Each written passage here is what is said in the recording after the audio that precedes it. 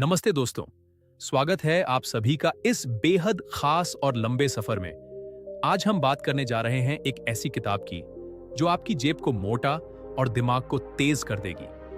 Rich dad poor dad. इसे Robert Kiyosaki और शेरॉन लेचर ने लिखा है और यह किताब पैसे के बारे में आपकी सोच को ऐसा झटका देगी कि आप कहेंगे, अरे मैं तो अब तक गलत रास्ते पर था। तो अपनी सीट बेल्ट बांध लीजिए, एक कप चाय या कॉफी ले लीजिए और चलिए शुरू करते हैं। इस किताब में रॉबर्ट अपनी जिंदगी के दो पिताओं की कहानी सुनाते हैं। एक थे उनके असली पिता, जिन्हें वो पुअर डैड कहते हैं। ये पिताजी पढ़े लिखे थे, मेहनती थे, कॉलेज प्रोफेसर थे, लेकिन पैसे के मामले में हमेशा जूझते रहे। दूसरे थे उनके दोस्त के पिता, यानी रिच डैड, जो स्कूल में ज्यादा नहीं पढ़े, लेकिन पैसे को समझने और उसे बढ़ाने में उस्ताद थे। दोनों की सोच में जमीन आसमान का फर्क था और यही फर्क इस किताब का आधार है। उदाहरण, मान लीजिए आपके पास दो दोस्त हैं। एक कहता है, भाई नौकरी कर, मेहनत कर और सेटल हो जा। दूसरा कहता है, नौकरी क्यों, कुछ ऐसा कर कि पैसा तेरे लिए मेहनत करे।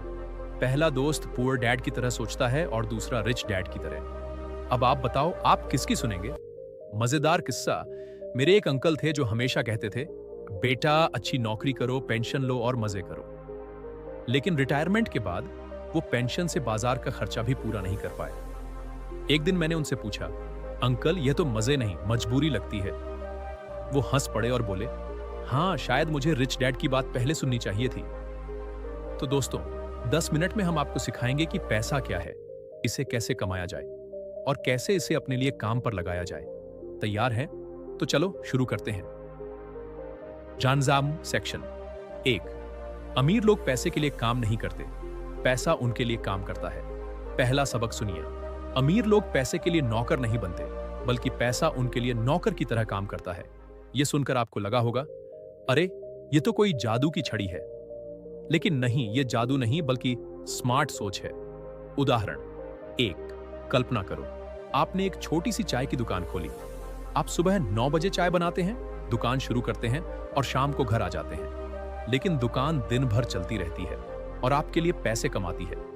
अब आप घर पर आराम से टीवी देख रहे हैं और आपकी जेब में पैसे आ रहे हैं। यही है रिच डैड का फंडा। वहीं पुअर डैड कहते थे, सुबह 9 से शाम 5 बजे तक ऑफिस जाओ, मेहनत करो और सैलरी लो। लेकिन उस सैलरी का क्या फायदा जो बिल्स, ईएमआई और पेट्रोल में ही उड़ जाए।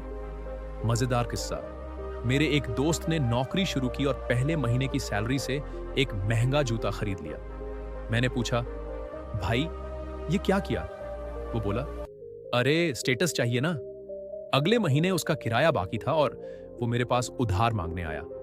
मैंने कहा, भाई तेरा स्टेटस तो जूते में चला गया, अब जेब का क्या?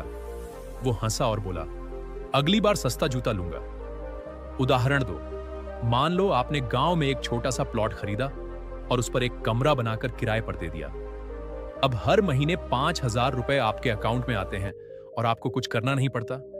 यह है असली कमाई। लेकिन अगर आपने वही पैसा एक महंगी बाइक में लगा दिया तो हर महीने ईएमआई, सर्विसिंग और पेट्रोल का खर्चा। यह तो पैसा खाने वाली मशीन बन गई। हास्य टिप्पणी, पैसा कमाना वैसा ही है जैसे खाना बनाना। सही मसाले डालो तो स्वाद आएगा, गलत डालो तो पेट खराब। और अगर आपने बाइक या फोन जैसी चीजों में पैसा डाला तो समझो पेट में दर्द शुरू। और एक उदाहरण सोचिए, आपने एक छोटा सा YouTube चैनल शुरू किया। पहले महीने में 100 रुपए आए, दूसरे में 500 और एक साल बाद 10,000। यह पैसा आपके लिए काम कर रहा है, न कि आप इसके लिए।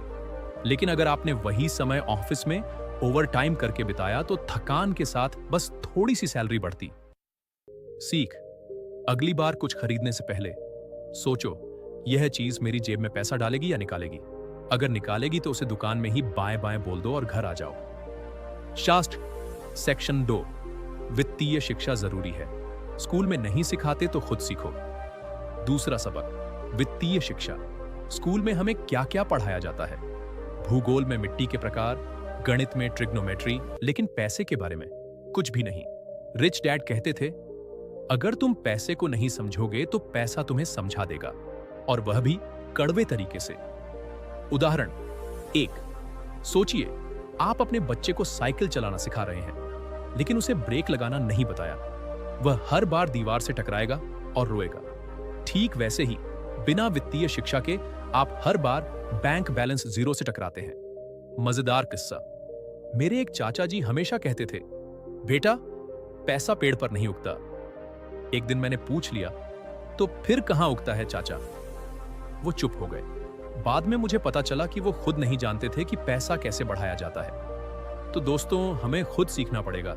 किताबें पढ़ो, वीडियो देखो या किसी जानकार से पूछो।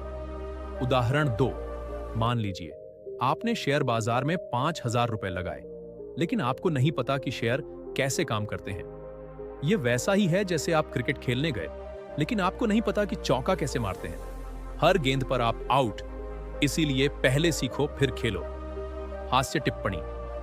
वित्तीय शिक्षा के बिना पैसा कमाना वैसा ही है जैसे बिना नक्शे के जंगल में घुस जाना। शायद भालू मिल जाए, लेकिन खजाना नहीं।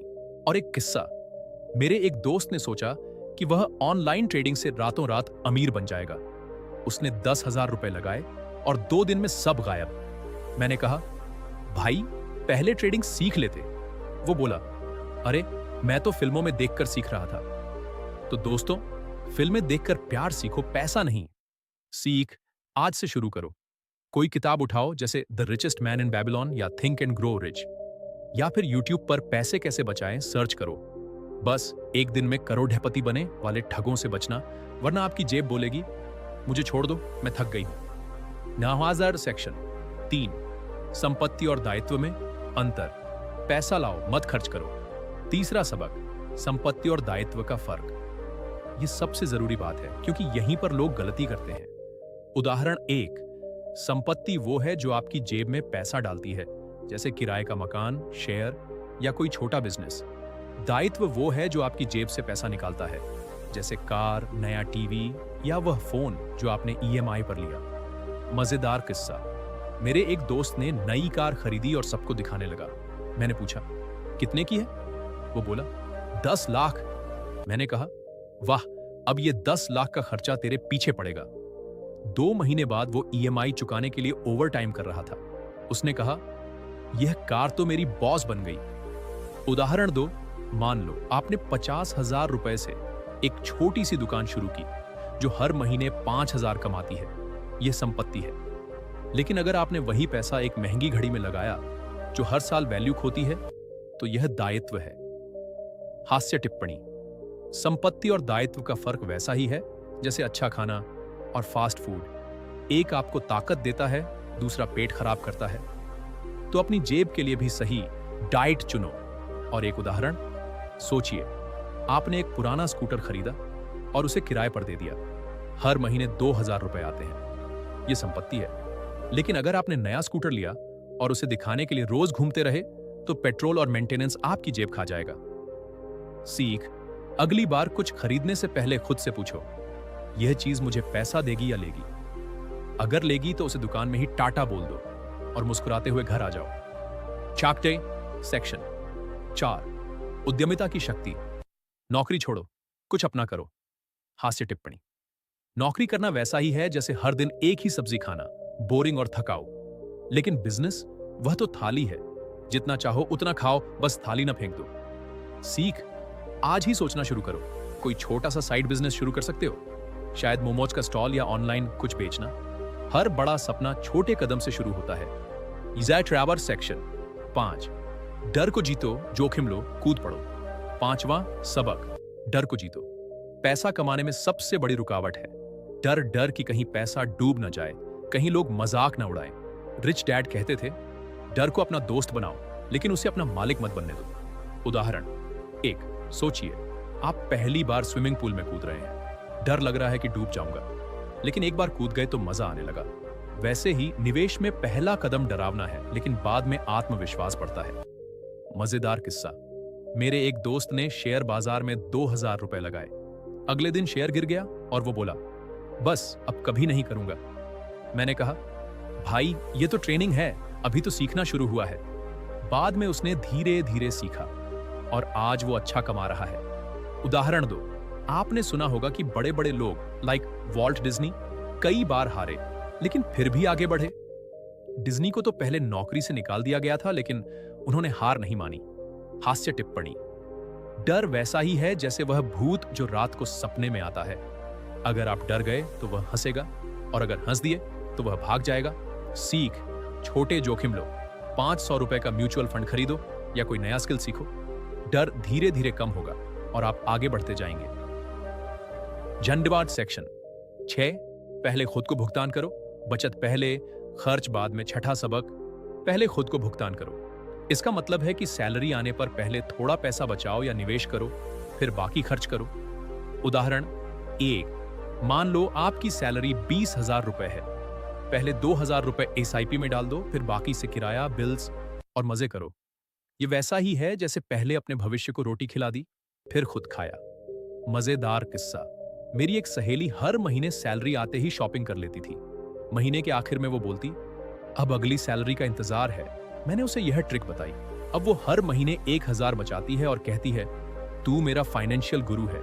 मैंने कहा, तो गुरु दक्षिणा में एक समोसा दे दे।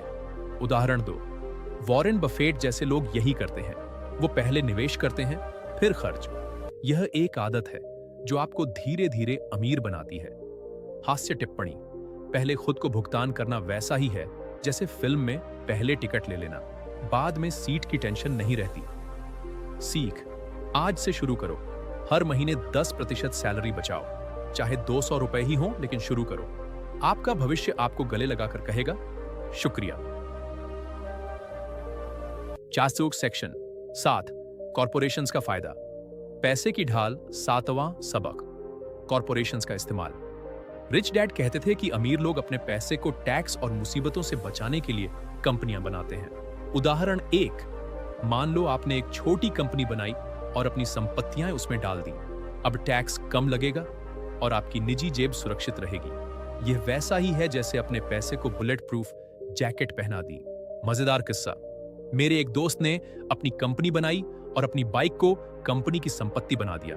अब वो कहता है, मेरी बाइक मेरे लिए कमाती है। मैंने कहा, भाई, बाइक कमाती है या तू उसकी ईएमआई भरता है? लेकिन टैक्स बचाने का उसका तरीका स्मार्ट था।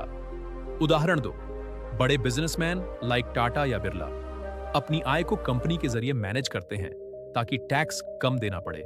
यह कानूनी है और समझदारी भरा। हास्य टिप्पणी। कॉरपोरेशन बनाना वैसा ही है जैसे अपने पैसे को सुपरमैन का चश्मा पहनाना। अब कोई नहीं पहचान सकता कि यह कहां से आया।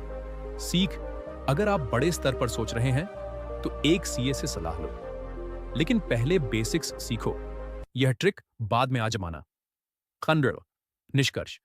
आज से शुरू करो, कल को बदलो। तो दोस्तों, रिच डैड पुअर डैड की यह मजेदार यात्रा यहीं खत्म होती है, लेकिन आपकी असली यात्रा अब शुरू होगी। इस किताब का सार है कि पैसा कमाना कोई पहाड़ नहीं है, बस सही सोच, थोड़ी सीख और हिम्मत चाहिए। उदाहरण, सोचिए आप एक बच्चे हैं और पहली बार साइकिल चलाना सीख रहे हैं। शुरू में गिरते हैं, घुटने छिलते हैं, लेकिन एक दिन आप तेजी से चल पड़ते हैं। वित्तीय आजादी भी ऐसी ही है। छोटे कदम, थोड़ी मेहनत और ढेर सारा धैर्य। मजेदार सलाह। अगर आप आज से शुरू करेंगे तो एक दिन अपने दोस्तों से कहेंगे, भाई, मैंने तो पैसा कमाना सीख लिया, अब तू भी ट्राई कर। और जब आप अमीर बन जाएं तो मुझे एक चाय की प्याली भेजना मत भूलना। अंतिम शब्द, पैसा आपका दोस्त है। उसे समझो, उससे प्यार करो और वह आपके लिए काम करेगा। आज से शुरू करो। कोई किताब पढ़ो, कोई कोर्स करो या अपने खर्चों पर नजर रखो। आपका भविष्य चमकने वाला है, बस आपको उसे चमकाना है।